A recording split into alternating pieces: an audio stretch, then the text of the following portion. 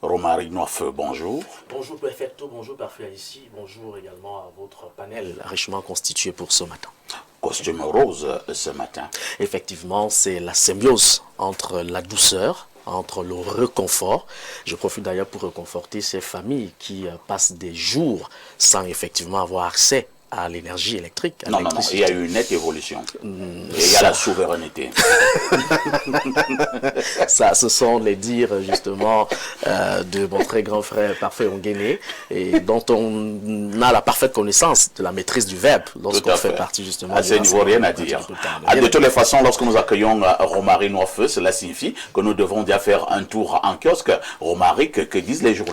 Les journaux pour ce matin, Parfait ici, nous sommes avec le quotidien Info Matin de Dieudonné qui nous conduit dans la ville de Garoua. C'est l'actualité traitée en petite une, en page 2, avec la société immobilière du Cameroun qui construit 110 logements sociaux donc de ce côté, en présence du directeur général, le docteur Amadou Sardaouna, le gouverneur du Nord, en la personne de Jean Abaté Edi, qui a donc ce 2 juin, dans le chef-lieu de la région, présidé la cérémonie de lancement des travaux. On peut le constater, actualité traitée au sein de ce journal, en kiosque ce jour et en grande une, les questions d'exploitation illégale de l'or, le ministre de l'administration territoriale qui constate la dégradation de l'environnement dans le Lom et Djerem. C'est la grande une effectivement de ce journal, à Tangandi, qui constate cette dégradation de l'environnement due à l'orpaillage illégal dans cette partie du Cameroun. Il réaffirme néanmoins la volonté de l'État de faire respecter la loi, d'arrêter le travail des enfants et de sanctionner les pratiques illicites menaçant l'écosystème et les populations, selon les directives du chef de l'État, le président Paul Biya. C'est une actualité épousée par la rédaction centrale du journal Sans Détour, en kiosque qui revient dans son numéro de parution. Les 1er et 2 juin dernier, dans l'est du pays, le ministre Paul Atangandi mène donc une visite de travail contre l'exploitation illicite de l'or. Il dénonce les dégâts environnementaux et réaffirme la lutte de l'État. Il faut justement faire allusion à cet autre numéro, le hebdomadaire La Météo, qui revient sur la modernisation de l'administration et visibilité de l'action publique. Joseph Lé, qui évalue donc l'implémentation des Aigle et les préparatifs du salon de l'action gouvernementale. Et lorsqu'on quitte ce fil d'actualité, on épouse l'actualité qui fait d'ailleurs bouger les lignes depuis quelques jours. L'affaire Martinez-Zogo, le hebdomadaire La Météo, a tiré ce morceau choisi de Maître Claude Assira, qui relève justement des défauts de l'expertise. C'est la grande une en tout cas du journal La Météo dans sa parution de ce jour. Le jour n'est pas en reste quant à cette actualité. Aman Mana revient sur l'affaire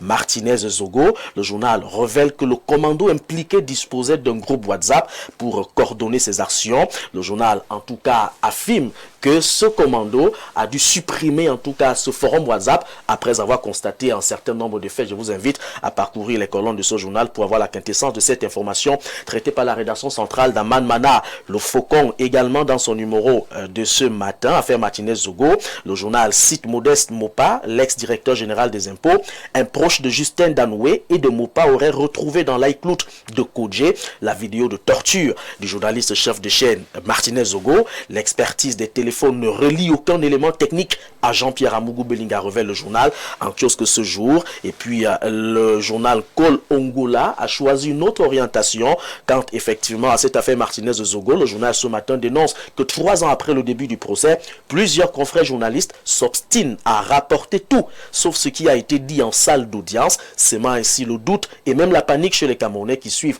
avec beaucoup d'attention cette affaire. La nouvelle expression également dans le cadre de l'affaire Martinez-Zogo, l'audience du 1er juin 2026 s'ouvre à 12h09 au tribunal militaire de Yaoundé. Le professeur Georges Bel-Bichoka, l'expert judiciaire, présente les conclusions de son expertise forensique. En société, en tout cas, le journal revient avec cette autre interrogation autour de l'affaire Martinez-Zogo. Le journal Mutation a plutôt choisi d'en parler en petite fenêtre, la vérité numérique ou encore l'illusion supprimée. Une interrogation à retrouver effectivement dans les colonnes du journal Mutation de Georges Alomboyomo. La page suivante, la page 9, fait allusion à la magistrature, le conseil qui se précise. Il est question en tout cas de cette justice avec les 14 de Paul Biya, tel que titre le drapeau de Carole Tamba en grande une ce matin.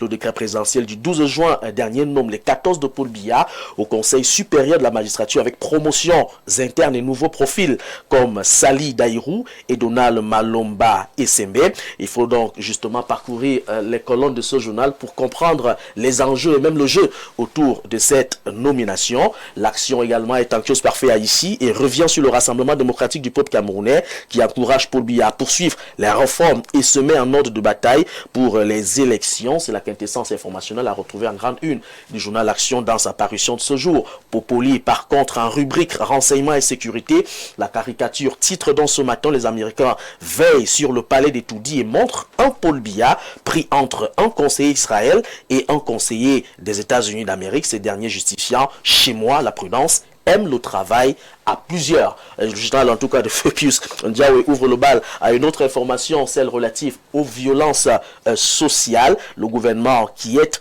en panne, en grand banditisme, le Dibri justement est démantelé en réseau du côté du Canada. Le journal parle en tout cas d'une panoplie d'informations, mais la grande une qui nous intéresse, c'est cette panne gouvernementale quant à la gestion des questions de crise, notamment celle des violences sociales. Guibaï Gatama nous révèle justement dans sa une de ce matin Abdourahmane Bakari qui fait des révélations aussi, en tant que victime de preneurs d'otages. C'est la quintessence en tout cas de l'information traitée au sein de ce journal avec photo à l'appui. On peut constater des sévices subis effectivement par Abdourahmane Bakari. De quoi est-ce qu'il est question? Il faut parcourir le journal L'Œil du Sahel pour avoir effectivement des plus amples informations. Défi actuel nous permet d'ouvrir l'actualité quant à l'économie de notre pays. Le journal annonce vers l'indexation des prix du carburant sur les cours mondiaux car les institutions financières recommandent un ajustement automatique à la pompe. Entreprise publique, 527 milliards de francs CFA nécessaires pour reconstituer les fonds propres. Et puis du côté de la Banque Générale, Bank of Cameroon, qui prépare sa récapitalisation, le paiement des jeux en ligne. Après les coupures des agrégateurs par MTN et Orange Money, la question de l'opérateur unique refait donc surface ce matin dans les colonnes du journal Défi actuel. L'économie de Thierry Ekouti fait allusion au secteur bancaire qui est vers l'augmentation du capital de General Bank of Cameroun. Il s'agit en tout cas d'un capital social à 25 milliards de francs CFA fixé effectivement par la COBAC dès janvier 2026. Cette institution partenaire à la Banque africaine de développement envisage l'ouverture d'une ligne de crédit au profit de la BDEAC, notamment la Banque de développement des États d'Afrique centrale, Guinée équatoriale, avec le chinois Furai Energy qui se positionne pour l'exploitation du gaz de Barracuda de ce côté. On va sortir avec l'actualité sportive quand même intéressante au sein des perspectives d'Afrique. La promotion donc de la diversité sportive, le ministre des Sports et de l'Éducation physique qui prêche donc par l'exemple. Dans la vision du chef de l'État, le ministère des Sports apporte ici un appui technique, logistique, matériel et financier à toutes les fédérations nationales pour renforcer leur capacité et surtout favoriser leur rayonnement national et international. Parfait ici, voilà pour ce qui est de la quintessence des informations contenues dans les journaux en kiosque pour ce mercredi matin au Cameroun. Merci à toi, Romaric, pour toutes ces informations fraîches parues donc en kiosque au Cameroun. Nous vous souhaitons une excellente journée et nous nous disons à demain 10h. À demain 10h, perfecto. Merci infiniment pour cette occasion à moi donner. Mettez toujours le Seigneur au centre de votre vie. C'est par lui, parfait, c'est grâce à lui et c'est pour lui que nous vivons. 10h, 11h52, Espace Mini.